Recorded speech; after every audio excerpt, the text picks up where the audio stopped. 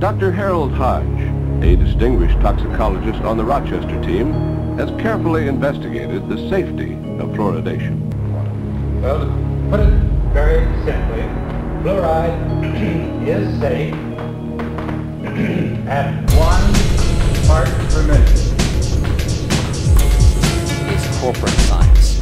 Fluoride science is DDT science. It's asbestos science. It's tobacco science. It's a racket. In July of 2004, Christopher Bryson sat down and became very concerned about fluoride pollution around aluminum plants.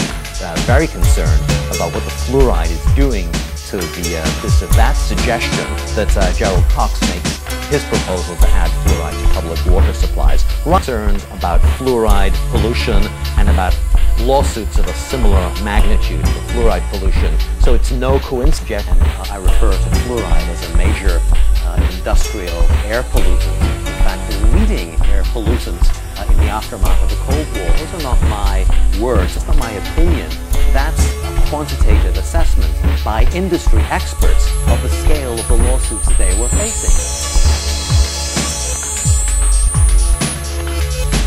Where a couple of dozen people, several thousand were injured because of effluent coming from the U.S. steel plant. Other circumstantial evidence indicated fluoride poisoning. Who developed the atomic bomb in World War II and the early years of the Cold War. Hodge was responsible. Selling of fluoride to the American public was done by the best in the business. Renee's understood that people have an unconscious trust in their doctors and their dentists, and if you can persuade doctors and dentists that fluoride, you're able to reach the rest of the nation. People believe their doctors and dentists, and that was a way of promoting fluoride filtration.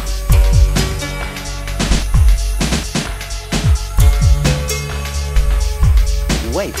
It's the waste from the Florida phosphate industry. In the 1950s, the Florida, a lot of drugs or chemicals, was a small subset of people who are IDs killing their cattle, destroying their crops. The Florida phosphate industry today is prevented from having to dispose of its industrial effluent in a toxic waste dump by the or paranoia. And in fact, the equivocal verdict.